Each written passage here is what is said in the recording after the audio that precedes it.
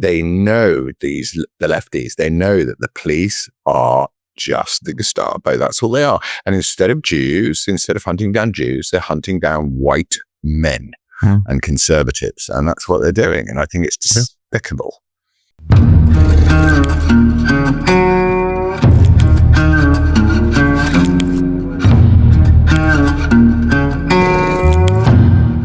Welcome to another episode of Fox and Father. With me, the Fox, and him, the Father. It's a show where we try and work out which one of us will end up in the gulag first. And I think it's a pretty close run thing. Anyway, we had a lot of technical problems last week, so we decided to just give up in the end, because I either couldn't see Calvin, or he couldn't see me, or I couldn't hear him, or he couldn't hear me, but we could see each other. Anyway, the wonders of the internet, it's there to make our lives much better and more fun. We did do a show. We recorded an entire show, but it just didn't work out. Which we're now going to have to re-record with some added flavor, I imagine. But how are you? Oh, man. I've got back. Do you remember me telling you when I was in London when those filthy fat pig fuckers, also known as the Metropolitan Police, came to my house before, and the way that they intimidate, and we've seen it just in the last couple of days with this guy who complained on a WhatsApp group about his school. They always send more policemen the less severe the crime.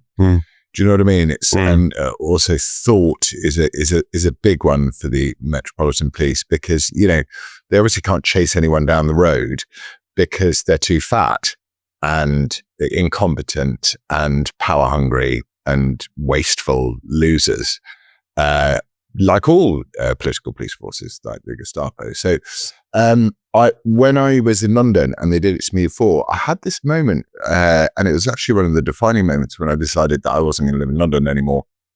When I was walking towards my front door, my hands started shaking. And I was like, stop.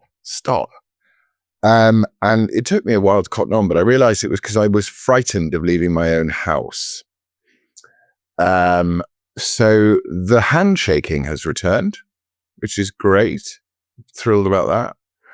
And I despair at the state of this country, and I am very, very keen to leave it to the Islamists and to live somewhere else. I actually at this juncture would renounce my British citizenship given any chance whatsoever.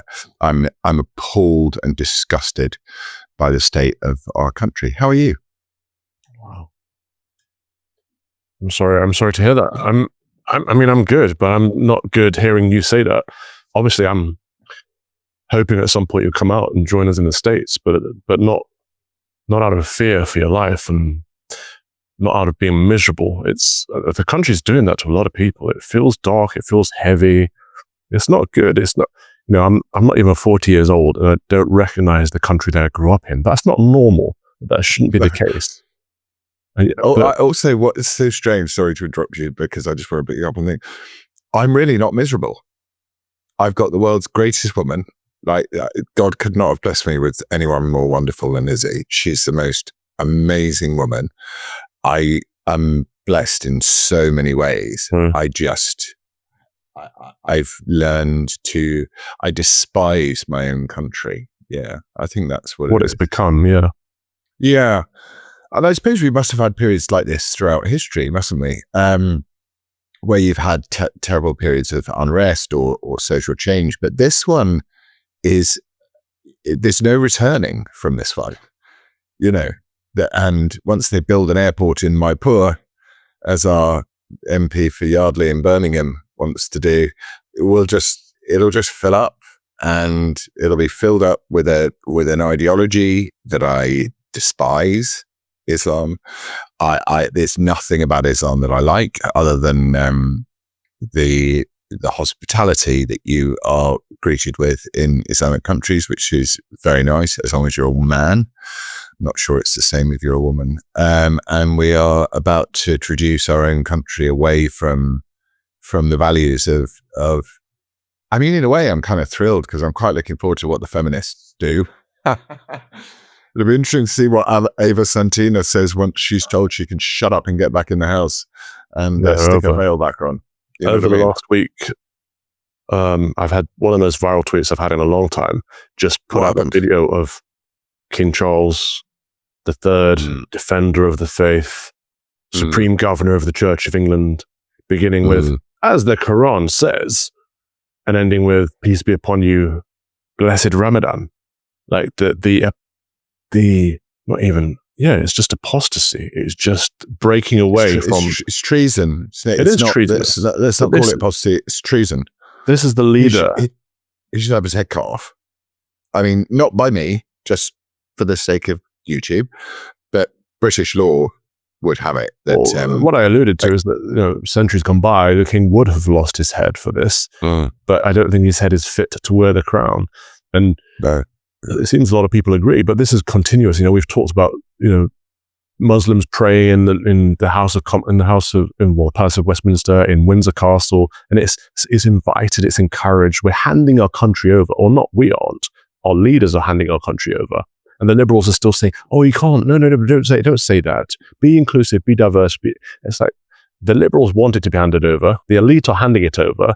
And the normal folk are being pressured and prosecuted and persecuted. And it's like, that's not good. It can't continue like that for very much longer. Well, yeah, I mean, I think you and I we've always had the thing of being able, because we are targets of these people, we have seen what is most likely to happen. We're able to understand it because we're at the thick end of it, and I was looking at this Poor Times radio producer this morning talking about, the gang of 6 police officers that came and arrested his wife in front of his child. And I thought, look, he's a nice little lib. Probably voted for Starmer. And on the one hand, I'm mildly amused that this is going to happen to even the most staunch defenders of the progressive ideology. But I've definitely, for the first time in this week, I have thought Britain is finished. And I was reminded when I was a child, I used to think, isn't it a bit weird if you get all these people from other countries to come into your country? What does your country become? And we're now finding out, which is an appeasement-based system. Because, if there ever was such thing as white privilege, which I don't think there is, but there certainly is regal privilege, why does that thick, mince-handed idiot Charles, whatever his face is, get to be king? The man doesn't have a brain. So he has some privilege in that way. But in this desperate attempt to appease his white privilege, egged on by Meghan Markle calling all of the royal family racist, he's now he makes Neville Chamberlain look like Hercules, doesn't he? With his, shalom, with his, salam alaikum, do you know how little I give a shit about Ramadan? I don't care. If you want to do Ramadan, go somewhere where you do Ramadan. I don't want it. I'm not interested. Go. Bye. See ya. Go Ramadan somewhere else. And also, as you quite rightly pointed out in the one that we didn't work out, they nicked it off the Catholics and Lent. Anyway, but it's not even inclusive. So it's not even let's talk about Ramadan as well as Lent. There's no mention of Lent. There's no mention of Shrove Tuesday, Pancake Day, no mention of Ash Wednesday, no mention of these Lenten weeks we've had so far in the lead up to Easter. There's no word of it from our Prime Minister, from our King. They are obsessed with the new incoming death cult of Islam. But I've seen someone with one of these British patriots with a high profile saying, Laurence Fox is clearly subverting and demoralizing the nation. I push back on this because you are clearly feeling demoralized. That does not mean you're subverting anyone or trying to demoralize anyone. You are feeling demoralized because you're under a constant attack. And this week, of course, we've alluded to it. We haven't spoken about because we can't for legal reasons, but you're under another attack. And it's constantly, they support the enemy and they attack the patriots non-stop. They hate us. It's really simple. They absolutely hate us. And I was listening to a Vic Davis Hanson thing, which I think I can't remember what I spoke about when we spoke before, but he said there was no one he respected more than black conservatives or French conservatives. And he said, because, to not be white skinned and be conservative is like the worst crime in the world. And I was sitting there looking at Farage's Jim will fix it impression yesterday. Why has he done that? Because I think that's why I feel, you're talking about feeling demoralized. If that's the alternative, then please, I'll go to my paw. I would, because these people are they are the worst thing that could happen to Britain. And for him to stand up and go, I don't care what religion you are, I don't care what thing you are, I want your vote. That's all he cares about is votes.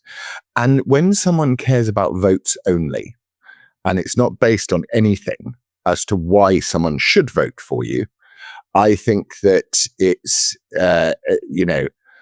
reform are just, they couldn't have come along at the worst time for our country, could they? And then I'm going to drop someone in it, Ben Habib, who I really love, actually, Ben. And, there's obviously been a lot of chats about what's the new party, and it all sounds a bit Reform 2.0 to me. And I asked him the simple question, which is Tommy Robinson included? Well, not straight away, I don't think. Like, okay, well then it's Reform 2.0, isn't it? And it's the question I ask everybody about anything is, would you sit down and meet and talk with Tommy Robinson? And it's a good amazing. Barometer. Someone tried that on me last night. You never know where people are, do you? Someone speaking at an event, and a young woman came up to me afterwards. I just want to ask you a question. What are your thoughts on Tommy Robinson? I was like, I love Tommy. I think he's great. I think actually he raised the alarm bells 20 years ago before she's like, oh, thank gosh. Because it's a good test to see whether people are truthful and patriotic and genuinely care, or whether they only worry about their image. They're superficial. Yeah, and power. Yeah. So you and I have, and I think this one, again, one of the weaknesses of Christianity is we're not really seeking power, are we? No. I'm not interested in power. I'm interested in truth. And it's amazing what the pursuit of truth, what trouble that can get you into. Wise or unwise, as you said very eloquently in your tweet about me, I'm often unwise in order to make a point. That's not a crime. It's not a crime, and it's that simple.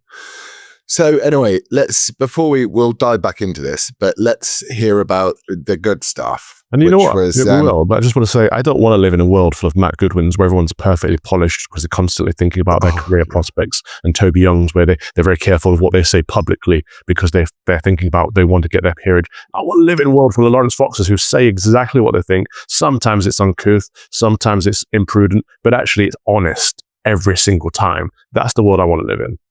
Thank you, brother. And I want to live in the world where I get to walk through it with you, and you're the only person I know on this planet other than Lizzie. And that includes everyone in my family, other than my lovely children who are yet to discover what they're up against. Yeah. And my sister is confident in her beliefs to actually say, look at the world in front of you. Look at what you're facing and be honest about it. It doesn't matter how you express it. We need this huge big tent of opinions. And okay, if you've got a few people that now I'm a racist apparently. So I would have to be on the outside of the tent, but don't make the tent small just so the grown-ups can sit on the grown-up table and talk about grown-up stuff, and our country can go to the dogs, because it is going to the dogs. You've in any other era, we would have seen these people coming up to this poor little liberal Starmer voting Labour guy for complaining about something on his school on a WhatsApp chat. And they know the lefties, they know that the police are just the Gestapo. That's all they are. And instead of hunting down Jews, they're hunting down white men and conservatives. And that's what they're doing. And I think it's despicable. if I'm honest. As I've said frequently, I tweeted it before. We need a law where an Englishman's home is his castle, and his free speech within that castle is protected in law. And if we don't have it, this country's finished, which I think probably is anyway. The castle's being taken away because they already took the guns. Now they're taking the ninja swords away from us. But let's take it up a notch. So last week, I spoke about this on the podcast that didn't air, but I was fortunate and privileged enough to have been invited to Mar-a-Lago, the president's residence, by Catholics for Catholics. This is kind of an activist group, a lobbyist group, a group that was set up in order to give Catholics a voice in mainstream politics and media in the US. And they worked with Charlie Kirk at Turning Point and things like that. So they were just out there making sure that Catholics were active during what was obviously one of the biggest elections of our generation. And they did really good work. Now they had a celebratory black tie dinner in Mar-a-Lago. And after the dinner, there was benediction. So America's Bishop, Joseph Strickland, something just happened. Yeah, I heard a beep. It's freaking out. America's Bishop, Joseph. Why does it always do this? Sorry. Yeah. Can you hear me all right? Yeah. Spit out. America's Bishop, Bishop Strickland, gave a benediction. So he exposed the Blessed Sacrament. There was adoration and a blessing. And everyone was on their knees on this hard marble floor, just praising God. And he consecrated Mar-a-Lago and America. And then there was an image of Our Lady of Fatima that was blessed by 100 priests. And that's given as a gift to the president. I just think this is a very faithful reminder that this is a Christian country with a Christian leader, and that's a good thing. And we need to be praying for these leaders that they keep the Christian values at the core of everything that they do. And I just felt really blessed to have been a part of that. Actually, it was wonderful. And at that event, I met. So they had a few speakers, and one speaker, her name was Nancy Charles, and she was absolutely fantastic. So I just did an interview with her on my Common Sense Crusade this week. And Nancy's story, I mean, watch the full interview, but I'll give you the synopsis. She was socially transitioned. So she was living as a boy, and she was thinking about medically transitioning. And she was very suicidal. So she was probably either gonna surgically alter her body and or kill herself. And she was seeking the truth. And the thing that really got me about her story is she said, she wasn't looking for a gotcha moment. She wasn't trying to take down the trans movement. She was in the trans movement. She transitioned socially, but they still couldn't answer her questions. And so she'd ask questions like, if sex and gender are two things, why do I need to physically alter my sex in order to alter my gender? Why would that make me content? And they had no answer for her because, of course, they don't have an answer because it's all full of rubbish. And to some of them, they say sex and gender are two different things. To some of them, they say your sex is your gender. To some of them, they say you're assigned it at birth. You're not what this, that, and the other. And so she couldn't get any answers, which, I mean, she's a smart enough woman to realize that means there's no truth there. And so she was looking for the objective truth, the universal truth. And she found Jesus Christ, and he saved her from suicidal tendencies and brought her into the faith. And it's a powerful testimony. Amen. I mean, the devil is the master of lies, and transgenderism is one of his great lies. So it's so lovely to hear that a hopeful story that comes out of that. And when you were at Mar-a-Lago, did you have a feeling of a general feeling of hope? I mean, Trump's only been in, as of this morning, for 67 days. And he seems to have done more as a leader in 67 days than any leader has ever done in that short period of time. So did you have a sense of hope? Did you leave with a spring in your step right after you watch a good movie? That sort of, do you remember those good movies? I do too. Yeah, absolutely. I'm feeling very positive about this country right now and its leadership. But of course, it's just a case of we've won a battle. And people keep thinking we've won the war. That this is just the start of turning things around. Woke is on its way out. Cancel culture is on its way out. But they're still here. You and I are still feeling the consequences of that.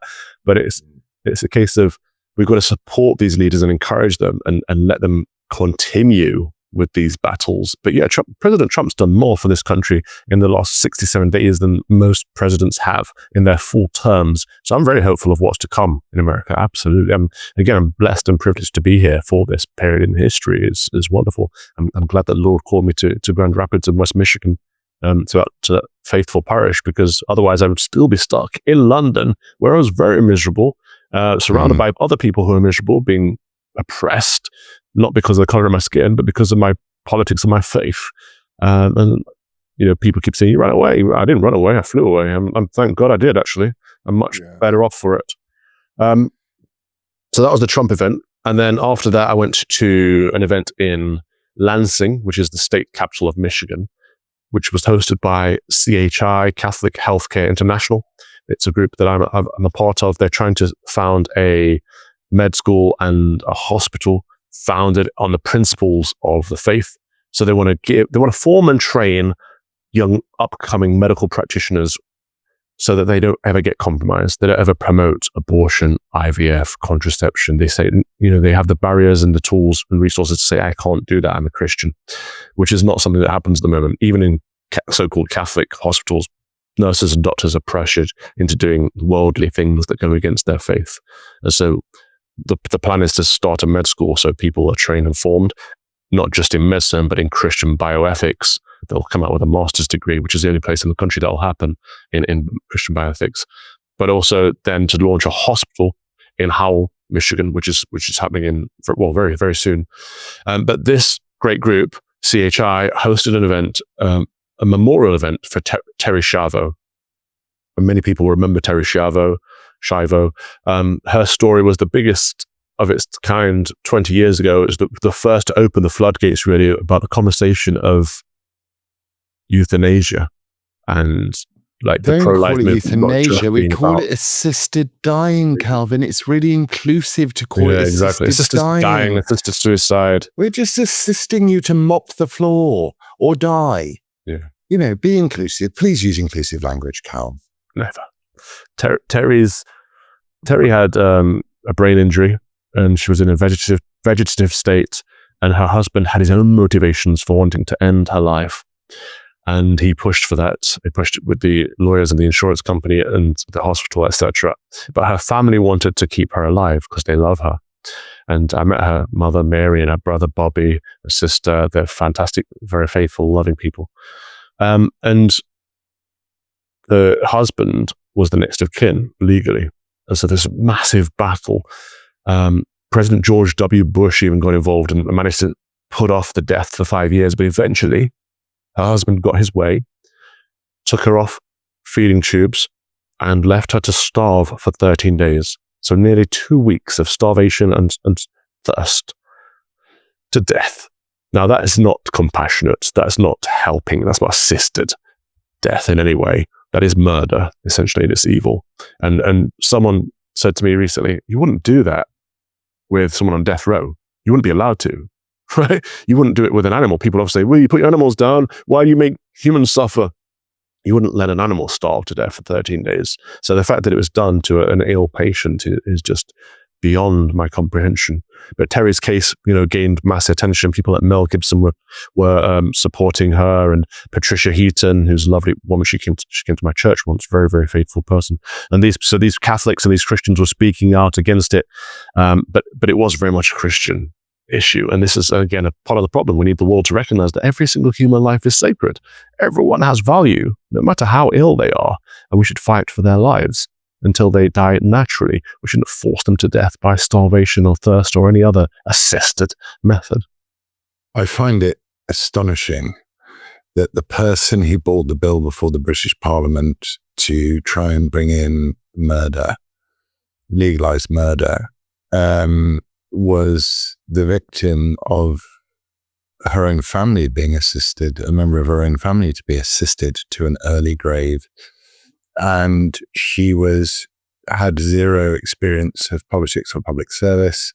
And she was parachuted into her own sisters, her murdered sisters,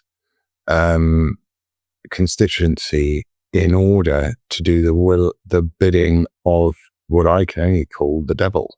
Kim Ledbetter is not a good woman. And It's astonishing. I mean, if someone had killed a member of my family, the last thing I would do is campaign for assisted death or murder. So I'm the thing that I find very frustrating, and I speak to my friend Jeffrey about this often, is that people can't see it as clearly, or if they do, I mean, people that watch Fox and Father do, and they understand that we have the most wonderful audience, and they are always very on point with these things. But it really demoralizes me. I was sat just after I'd found out about this latest attack, I was having lunch, which I very rarely do, in a pub on a Monday, and you've gone blurry. Don't worry, it'll come back.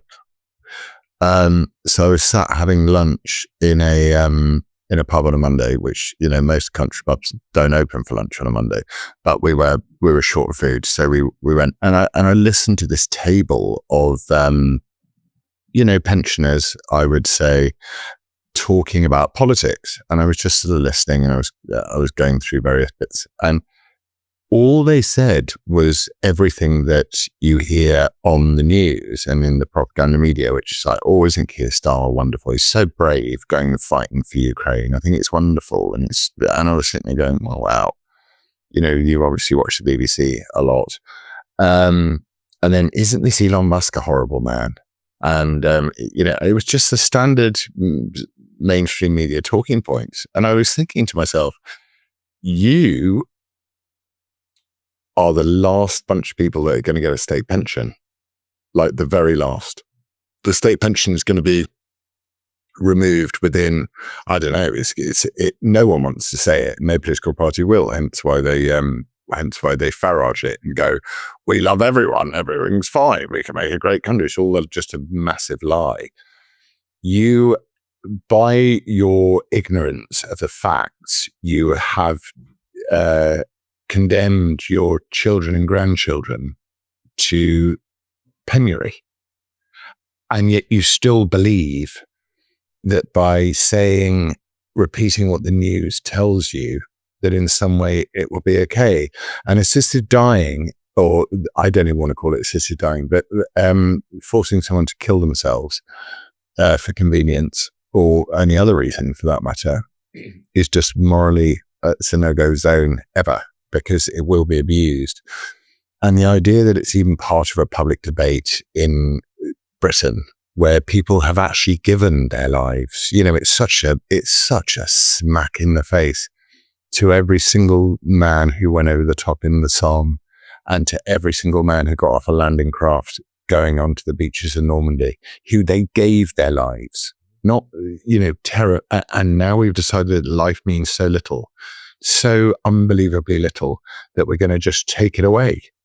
We can just take it away. It's just an inconvenience, like a dishwasher that needs to be mended. Kim Ledbetter is also the woman who got elected by courting the Mohammedan vote at the great cost of a good teacher who got put into hiding for fear of his and his family's lives because he had that conversation about the so-called Prophet Muhammad in his religious education class about free speech.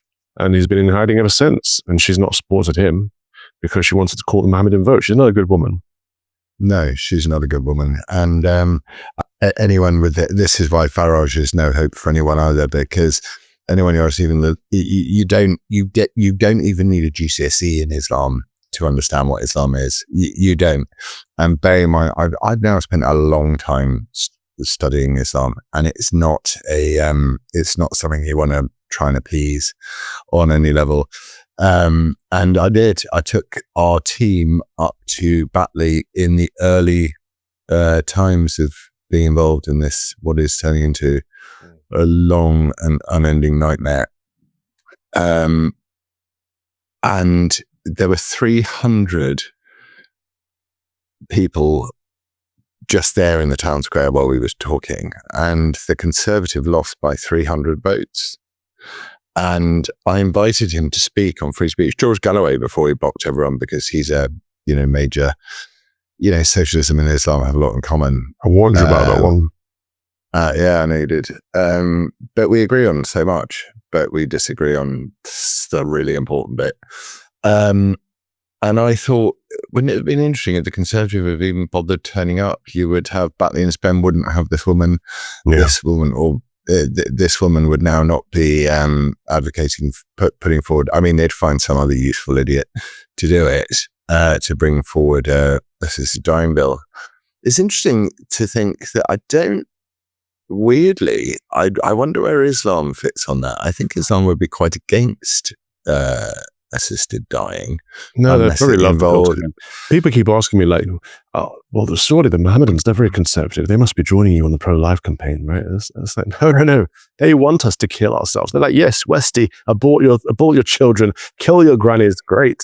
Well, we'll continue to have 8, 9, 10 kids and live off benefits in our £2 million house at the taxpayer's expense.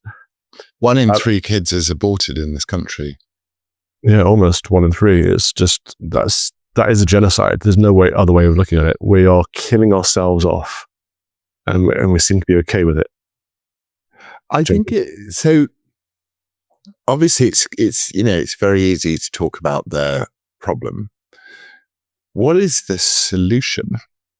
There's only one solution: return to the faith. England needs to become a Catholic country again. It is the only way. Since we left the church, we have a so-called supreme governor of the Church of England, which is no longer a church. It is full of trans archdeacons, gay priests, women bishops, liberal women bishops, and it's not a church anymore. And the supreme governor of it is preaching for a false religion and a false demon god. It's done. Like I said, the Church of England is not going to lead people in the Christian faith. England, the only hope I have for England is if England returns to the Catholic faith, which it always was, and restores England as Our Lady's dowry. And I can see it happening at some point in the future, but not anytime soon. Well, we don't really have much time, so it needs to happen much sooner. I don't think it will happen in our lifetimes. So the only way is to declare Britain a Catholic country again, to a return to not to declare it, but for it to become a Catholic country, people have to start believing in the fullness of the faith again. And that would mean disbanding the Church of England. Thumbs up. Yeah, that has to happen anyway, regardless. Thumbs up from me. It was Henry VIII's divorce court, as far as I'm concerned. It has nothing to do with Christianity whatsoever. It was about one king's dick, as far as I can ascertain, and as far as I believe. Britain could see a revival, but in my understanding, I'm quite good at prescient thinking things a bit ahead.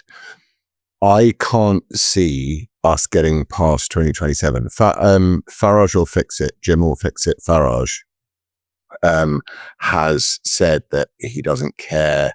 He basically said, I don't care about national identity. I don't care about anything. So I find this astonishing that people don't realize that the wokest politician in Westminster is Nigel Farage. Yeah. I find that astonishing that people don't pick it up. People are waking up. I think it's like Keir Starmer is not woke. He's a socialist. He knows what he wants. He's a commie. He's very. The Conservative Party are pretty woke because they're interested in power and they're like, we're going to hold on to where the blob is and we'll just move into where the blob are.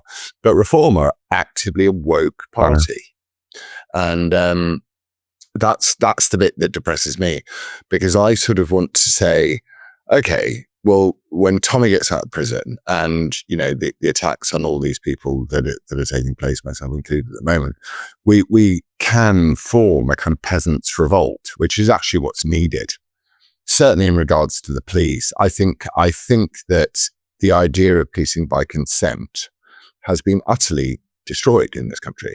But then I look back 3 years ago and we were doing this talk to, was it Hertfordshire? No, it wasn't Hertfordshire. It was Hampshire Police. We were exposing them for what they are. And there should be some sort of, I withdraw my consent for you to police me like this. Because it is by consent. Again, we're moving back to political, there's no political solutions. Shall we get to some questions? I want to show you Well, so Have right you now, got, I have mean, you got the questions, or have I got the questions? I think that they're on our little chat thing. Right now, I am in Fort Worth, Texas. As you know, I've been to Texas quite a bit. This is my first time in Fort Worth. So I had to go and get some of these bad boys. Oh, look at those. That's a lizard skin right there. And Is it lizard skin? Yep. And I got my the Stetson as well. You have to remain in that Stetson for the remainder of the podcast. I love it. Right. Okay, I found the questions. Is Harry JV asks, is religion a substitute for psychiatric treatment? Psychiatric treatment is a replacement for religion or a substitute for religion. We used to understand that sin is a problem in our lives that we need to work through, and we're striving towards goodness, we're striving towards holiness, and we used to go to confession to confess our sins, to show contrition, to seek forgiveness and absolution from God. And that used to work. And we moved away from that to sitting in a room with a quack who tells you, you know, that your problem is that you're trans. You need to cut off your bits and then you'll be content. So it's the other way around, in truth. I think, so, again, it's always in the grey area, isn't it? I agree with you, fundamentally. I think, why would you ever, knowing the contents of I find it astonishing that I know the contents of my own head. I know my own sin. I can see it. And I fight it on a daily basis. So to think that you can that there is someone out there that somehow is absolved from their own sin enough to give you pieces of advice. But I would say that there are mentors and there are interesting people in this world that can help when one is going through difficult times and suffering. And I would say, in the same way as I would say that, probably 1 in 100 police officers are genuine public servants who really want to make people's lives better. I'd say 1 in 100 therapists probably are too. They may have the right motivations, but it's the wrong tool, it's the wrong method. I don't think modern therapy is a good thing. I think people should return back to the confessional. So, and there's plenty of evidence, aside from our views on it, there's plenty of evidence to suggest that taking responsibility, absolution, asking for repentance is very, very effective societal tool just to keep society healthy. So, I mean, you take religion out of it, all you want. There's plenty of evidence to suggest that someone confessing to a wrong and then seeking absolution for that wrong is very beneficial for the whole of society. So, atheists can do with that what they will. So we agree on that. Okay. Does Laurence, this is from Vicky Andrew. Thank you, Vicky, for your question. Does Laurence, his reply letter was fabulous. Oh, to that vicar, I imagine. I didn't send my reply letter to the police. It was... I haven't heard that one. It wasn't great. I mean, it was great, but almost too great. Maybe I'll read it one day. Does Laurence miss acting? And when did Father Calvin, his Truth and Beauty and Goodness explanation was wonderful, receive his calling? Okay, so first half is me. I really do miss acting in an abstract sense because I think the drama is such a wonderful way of telling stories without threatening people. So you can, Top Gun is a story of, and it's got a thing. And even Top Gun Maverick, it's like, our planes aren't as good as these planes, but we're going to do it anyway. And I love that. I love the way that films can leave you with, like I say, that sort of pep in one's step when you walk out. And I remember literally the last time I thought it was when I watched Good Will Hunting in New York. And I walked back from the cinema. And I thought, that is a great movie. And I'm sure if I watched it now, I'd see all of the stuff that it was probably trying to say. But so I really miss it in a philosophical sense. On a practical sense, having to sit with a bunch of woke morons for a day, I'm not sure there's there's actually an amount of money you could pay me to do that. To listen to someone talk about social justice and, how everyone is racist. Usually you're getting told this by a mixed race person who's on 25 grand a week. So you miss the craft, but not the industry. I miss the fact because I think it's crucial. And actually, I said to my friend Jeffrey when we began this project together, which we've now determined what the project is. So it's taken all these years for us to understand what the project is. We've now worked out what the project is. Yeah. I push to the edge and we find out where the edge is. That's what I do. That's why I'm here. Thanks, guys. I push to the edge and we find out where the edge is. And the edge isn't very nice. So would I love to walk back on set one day? 100%, because it's what I'm good at. I'm better at it than what I do now. Would I want to be greeted with that bird who stars in the Snow White film? What's it called? Yeah. Sleeping Beauty. The hairy one, Rachel Zegler. Yeah. Would I want to spend any time with her? No, not at all. So they're waking up to that stuff, aren't they? Even Disney have. I don't think they are. I think Disney they're can losing money because of this stuff. So surely they're going to wake up. ITV have a pot of cash upwards of 700 million quid. So ITV can continue to shovel shit at us, and Disney, to a much larger extent for the rest who's still connected to ITV? Who still has you have to have a... Well, a lot of people are. The people in the pub who I was sat with, a lot of people are. A lot of people really believe... Still got to watch Corrie. That they're told. I mean, I think Corrie would probably be quite good. I've never seen it. I remember when EastEnders was pushing the COVID jabs and the face masks and all that stuff. Did they? Daniel Brocklebank was in Corrie, and he's quite a good. He speaks out against this stuff. So right now, it's your question. When did Father Robinson receive his calling? So probably while I was still in. Well, so before I left university, I got recruited to this tech company in the London tech scene when it was up and coming and all exciting.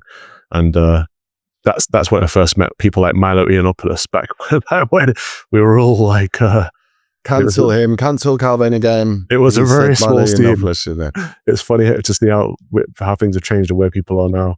But this is back when Twitter first came out and everyone knew everyone on Twitter, literally every single person on Twitter. That's how small it was back in the day. But I was working in tech and I was programming, and then I became a project manager, and we were recruiting developers, programmers, coders, and we had to outsource it all to Eastern Europe and India. And it literally wasn't because that's where it's cheaper, although it often is cheaper, but that's where the skills are. So British people just didn't have the skills that we needed. They'd come to us, even if they had great CVs, even if they had great degrees, they couldn't do what we needed them to do. And so we had to outsource it. And I saw a problem with that as a patriot. I'm like, well, why can't we just recruit homegrown talent? And then Michael Gove brought in his new national curriculum that said schools have to stop teaching IT, which is how to use a computer, and start teaching computer science, which is how to make a computer work. I was like, this makes a lot of sense.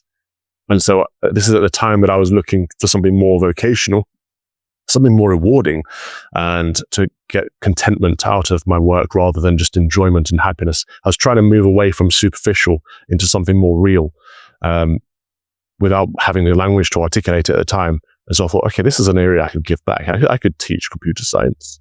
So I entered teaching in order to make a difference. And that's where I found my calling, in that I have a real passion for education. And most of the schools that I taught in were Christian schools, but they weren't very Christian. It was all, they use the words for Ofsted or for SIAMs. They have the RE teacher in the corner thinking up values while the rest of the people worked on the important stuff, the academic stuff. And we were helping kids get good grades, but we weren't creating good people. We weren't helping form good kids and sending them out into the world with Christian values. And so I felt a calling on this. And this is at the same time I found my faith as well through the church. That's another story for another time. But I felt a calling that actually a Christian school should be centered on Christ. Every single day. Don't be stupid. Also, by the way, when I was looking at my phone, it was only because I was taking a screenshot of you wearing your Stetson and tweeting. That's okay. And so I was arrogant or naive enough to think that I could start my own school, and and center it on Christ. And so every single pupil or staff member, from teacher to clean, and you ask them, where's Jesus Christ in this? They'd have an answer for you. That was the vision. That was the calling that dragged me into training for holy orders and sent me off to seminary. And I went through the whole process for the Church of England. That's what the idea was. Obviously, God has other plans, and he's ended up calling me to Grand Rapids, West Michigan. But I'd love to one day start a properly Christian school. Absolutely. Education remains my passion. It's something I talk about quite a lot. Why don't we, I think what's happening in America, this idea that you were talking about of this Catholic hospital and stuff, like, surely our skills would be better used to go, right, let's build something else that people who want to use it can use. The Americans are so good at that. The institutions are lost. Yes, we need to reclaim them, but we need to build our own institutions. We do need to reclaim our institutions. And this is what I keep saying to you, like, there are some good actors out there who are conservative and trying to do things. You all need to get together and do something. Yeah, but I would have to apply the Tommy Robinson test to them too. And I'd have to say, sorry, I'm a bit anal about this now. I'd have to apply the Tommy Robinson test to them too, which is like, would you put up with him? Okay, right. Next question. What do you think, this is from Little Things Co., what do you think is causing the division among some Christians regarding the Israel-Palestine conflict, especially when both sides claim biblical justification for their views? I'm finding it hard to wrap my head around how a Christian can be vehemently against Israel.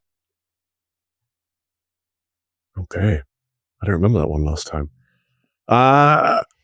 Okay, so Christians should be for... I'd like to surprise you. Advancing the kingdom. And that means proclaiming the gospel, discipling the nations, evangelizing, going forth and multiplying. Christians should not be for Palestine. Christians should not be for Israel. If you think you should be for one of those things, you're misguided and you're making an idol out of something worldly. Israel. I think we disagree. Why should Christians not be for... I know why I'm not for Palestine. Okay. On the political level, you can be for or against any group or any nation you like, but it's not a faith-based issue. Your faith doesn't say you must support this group or that group. Yeah. That's an important distinction, because a lot of people think Israel is in the Bible, therefore I must be for Israel. Actually, no. The modern state of Israel is not the state. Is not Israel from the Bible. The Israel from the Bible, from the New Testament, is us, the body of Christ. The church is the spiritual Israel, the new Israel. And so that's important to remember. There's no special redemption for people outside of Christ. Everybody needs to come to Christ. The only way to the Father is through the Son. And so we need to be praying for our Jewish friends just as much as we pray for our Hindu friends, our Buddhist friends, to come to know Jesus Christ. Yeah, that does make sense. I do, and also I do agree with you on that one. So sorry, I thought I would disagree with you. Okay, would you consider a US tour like Katie Hopkins has done? We would pay to spend an evening with you two. Thank you, Elizabeth Zelbosk. This could pay for Calvin's home. If so, please consider Southwest Pennsylvania, I think. Pittsburgh, is that in Pennsylvania? PA? I would love to do a US tour. We need to do it. Come on out. We do need to. Let's go around all the US universities. And I just don't think I'd ever want to leave. Like, whenever I go to America, I haven't been to when I was married, I used to go to America and it was not so much fun. Yeah. Because I'd always end up in LA or New York. And I always used to think, this is interesting. Come and spend some time in Texas. Look at that big building. But when I go to Bama and go and see Larry, I'm just like, this is heaven. And I watch the guys like hooning out on their bass boats in the morning, going, I've just got to go fishing for just one time before I go to work. And their love of fossil fuels fills me with absolute joy.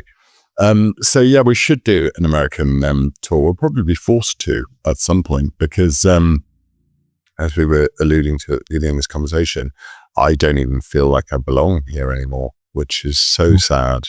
In your own country. Yeah. But there we are. Will Father Calvin attend St. George's Day in London this year? Probably not, sorry. I can't see any excuse to go back to London if I can help it. What do you feel about coming to Britain? I hate going back. It's dark, it's heavy, it's oppressive, it's spiritually empty. I go back to see loved ones. I'm coming back for your wedding. If I can avoid it, I won't come back anytime soon. Okay, well, that's good to know. Thanks, mate. Nice to have you back. Nice that you got my back. You're welcome here anytime. I've got a spare room. Well, you the kids are welcome anytime. Lizzie, welcome. I've got a sneaking suspicion that the plan with me is to stop me ever leaving, because that would be very convenient. If they give you a criminal record, it'll be tough for you to come here. I think they're going to struggle with that, but obviously we can't talk about it. No, All I can say about that is that I think Katie Hopkins is right.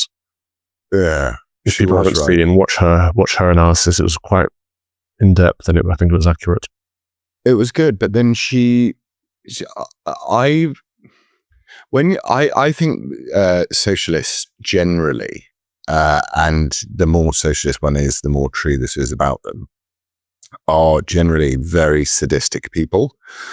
And, hence why Keir Starmer's so desperate for someone to die wearing a British uniform in Ukraine, whilst totally ignoring his own borders. But I think leftists and socialists are sadists. So I tend to take the position that it's not a very good idea when dealing with a sadist to let them know that they're hurting you. So I responded to Katie Hopkins to say, thank you, but also there's no level of shit that you can bring to my door which I won't take, which is true. I mean, when I say her analysis, I mean her analysis of the situation and why they're coming for you and how they're doing it and all that. I mean, she didn't need to comment on your state of being, but I mean, but you are unhappy, and that's clear. Anyone who can see that you're unhappy. It's clearly. I've never been more unhappy about. But it's so weird. As I said at the beginning, is everything else is very happy. I've never had that situation in my life. I've had situations in my life where lots of things have been good and something has been bad. Yeah. And I've, you sort of go, come on, you've got lots of good things going, you're doing really well, you love this, whatever.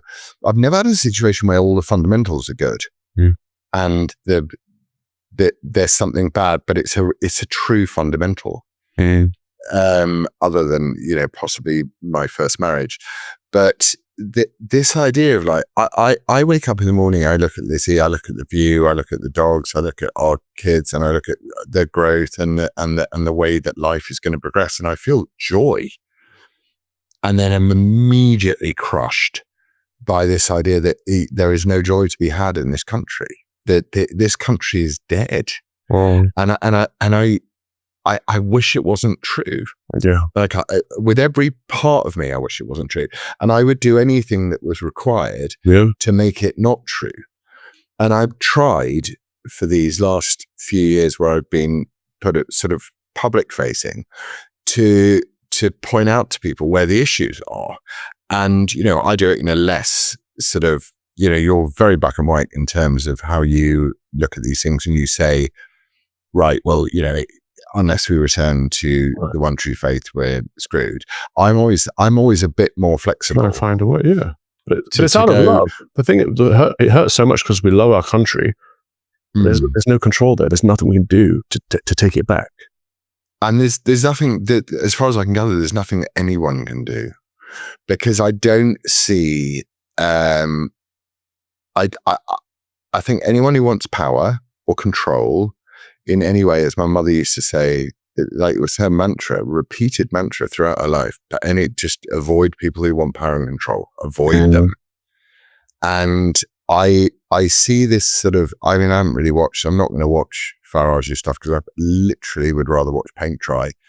But, this idea of this, he's sort of fashioning himself as the savior of Britain. But actually, he's the one that's going to add to its destruction faster than anywhere else. And people I respect not hate me, but very, very strongly disagree with me for adopting that position. And I've adopted it since day one. I've said he's bad news, but obviously I'll support him, but because he's not them. but he's really bad news. And to see the people coming and hoping, I hope they don't score. I hope they don't do well in the May elections. I hope that the Uniparty, I hope that Jenrick, actually, I don't think Emily Badenoch's got it. And that's taken me a long time to come to as well. Because I really thought that she understood the cultural problem. And therefore she was going to take the cultural problem. If you were dealing with a cultural problem, what you do is you have a set of principles, which you then apply to the political problem. But actually, she either is not being allowed to, which I imagine is the case, or doesn't have the courage to. But I don't think Kemi Badenoch's got it anymore, which is sad for me because I thought she did. And I think Jenrick's probably the only one who does have it. And, but if Jenrick was in charge of the Conservative Party, reform would be finished tomorrow. But what's going to actually happen, which is what makes me even more depressed, is that Labour, the Lib Dems and the Greens are going to form an unbreakable coalition, which stopped any social, even mildly social conservatism being allowed to be preserved in the United Kingdom. And Starmer's going to bring PR in. Once you realise that his popularity is falling off a cliff, which it did within, it did the minute he turned up for 19 seconds in Southport, his popularity fell off a cliff. But he will bring in PR, I think, in probably 2027.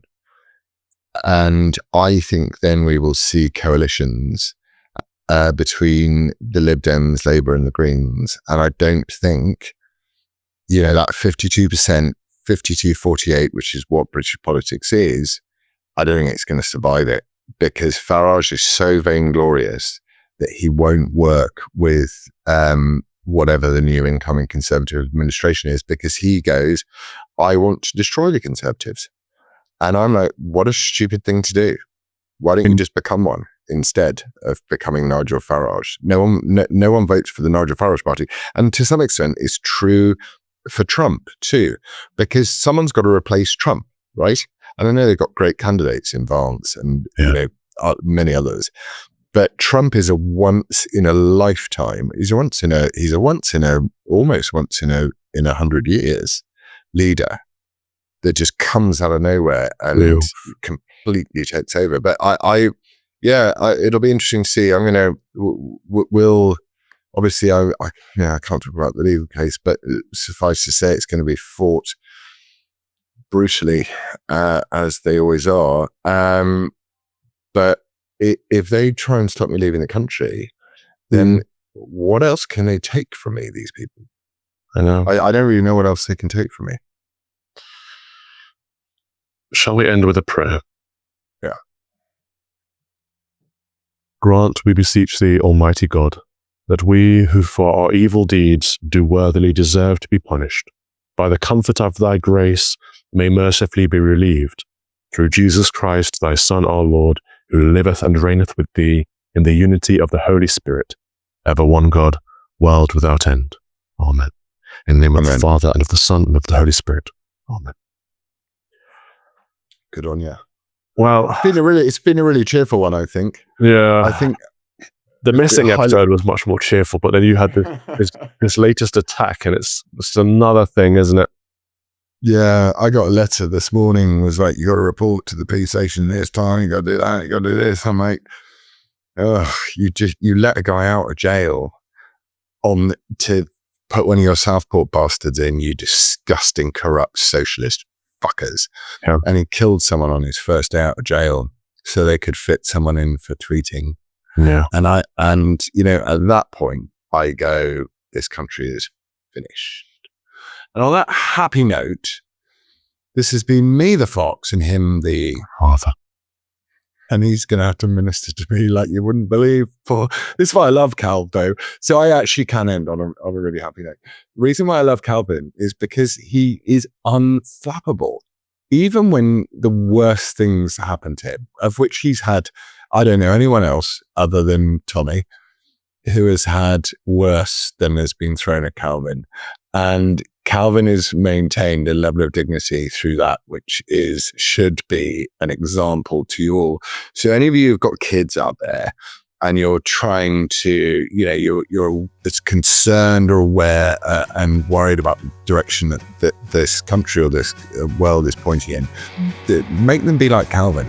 So, Get them, what would Calvin do? Is a good question I ask myself quite often. And usually I do the exact opposite because I'm evil. Thank you. That's very Anyway, kind. I love you, brother.